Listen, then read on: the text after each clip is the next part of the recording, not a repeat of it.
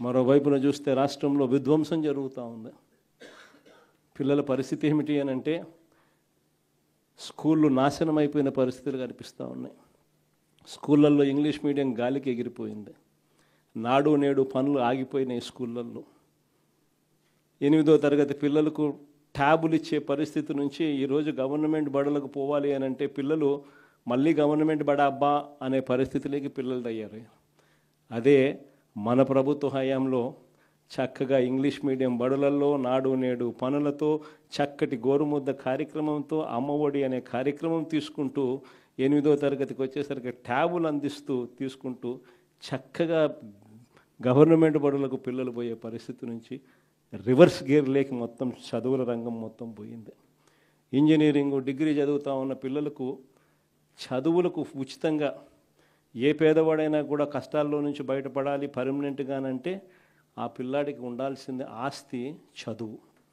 ఆ పిల్లాడి చేతిలో డిగ్రీ, ఆ పిల్లాడి చేతిలో ఒక ఇంజనీరింగ్ డిగ్రీనో మెడిసిన్ డిగ్రీనో పెద్ద పెద్ద చదువుల డిగ్రీనో ఆ పిల్లాడి చేతిలో ఉంటే ఆ కుటుంబం ఏ పొద్దైనా పేదరికం నుంచి బయటకు వస్తుంది.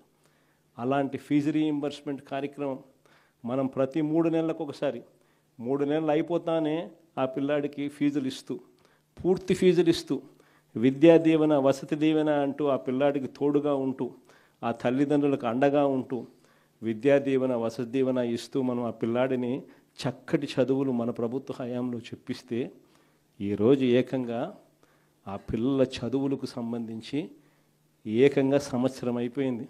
ఈ పెద్ద మనిషి ముఖ్యమంత్రి అయ్యాడు, సంవత్సరం అయిపోయింది. 3,900 కోట్లకు గాను సున్నం కొట్టేశాడు.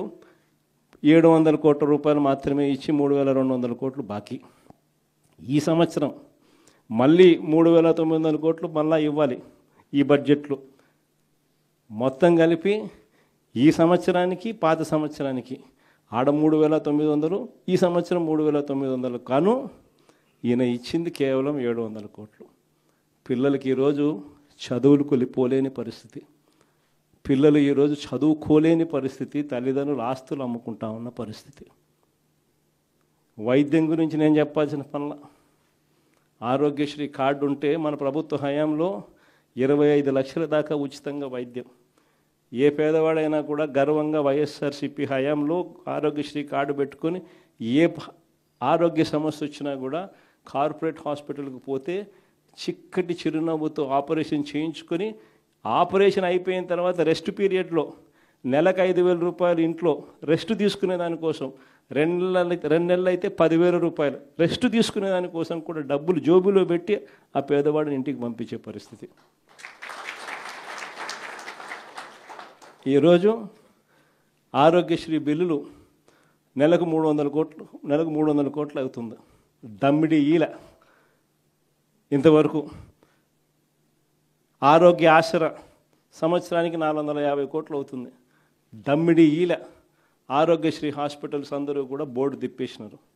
ఎవడైనా పేషెంట్ వస్తే మేము చేయలేమని చెప్పే పరిస్థితిలోకి ఆరోగ్యశ్రీకి సంబంధించిన హాస్పిటల్స్ అన్నీ కూడా తయారయ్యాయి.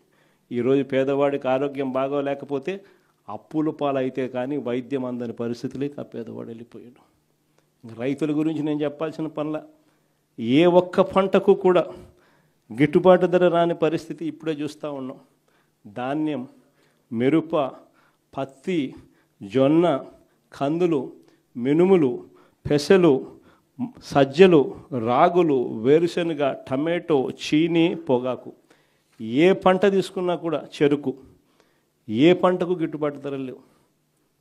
రైతు ఈరోజు దళారీల పాలైపోయాడు. రైతు పరిస్థితి ఈరోజు దళారీల పాలైపోయిన పరిస్థితులు. ఆర్బీకేలు ఈరోజు నీరు గారిపోయిన పరిస్థితులు. రైతులకు మన హయాంలో ఉచిత పంటల బీమా ఇచ్చి ఆదుకున్న పరిస్థితి మనదైతే మన ప్రభుత్వంలో ఈరోజు రైతులను గాలికి వదిలేసి ఉచిత పంటల బీమా గాలికి ఎగిరిపోయిన పరిస్థితి ఈరోజు చంద్రబాబు నాయుడు హయాం. గాలి వాన వచ్చినప్పుడు, వరదలు వచ్చినప్పుడు, తుఫాన్లు వచ్చినప్పుడు మన ప్రభుత్వ హయాంలో ఎలా ఉండేది? మొట్టమొదటగానే వచ్చిన వెంటనే మీ జగన్ కనపడేవాడు అక్కడ, వచ్చిన వెంటనే మన ఎమ్మెల్యేలు కనపడేవాళ్ళు అక్కడ, వచ్చిన వెంటనే మన మంత్రులు కనపడేవాళ్ళు అక్కడ. సీజన్ ముగిసేలోగా ఆ రైతులకు ఇన్పుట్ సబ్సిడీ ఇచ్చి మనం తోడుగా ఉన్న పరిస్థితి మన హయాంలో ఉంటే ఈరోజు రైతులకు ఆదుకునే నాతుడు లేక రైతులు ఈరోజు అల్లాడిపోతూ ఉన్న పరిస్థితులు రాష్ట్రంలో కనిపిస్తూ ఉన్నాయి. రైతులకు పెట్టుబడి సహాయం కింద మన హయాంలో రైతు భరోసా ఇస్తే చంద్రబాబు నాయుడు హయాంలో దాన్ని 26,000 చేస్తానన్నాడు.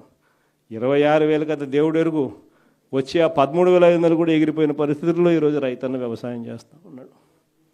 ఏ రంగం చూసుకున్నా కూడా ఇదే మాదిరిగానే భ్రష్టు పట్టిన పరిపాలన ఈరోజు చూస్తూ ఉన్నాం.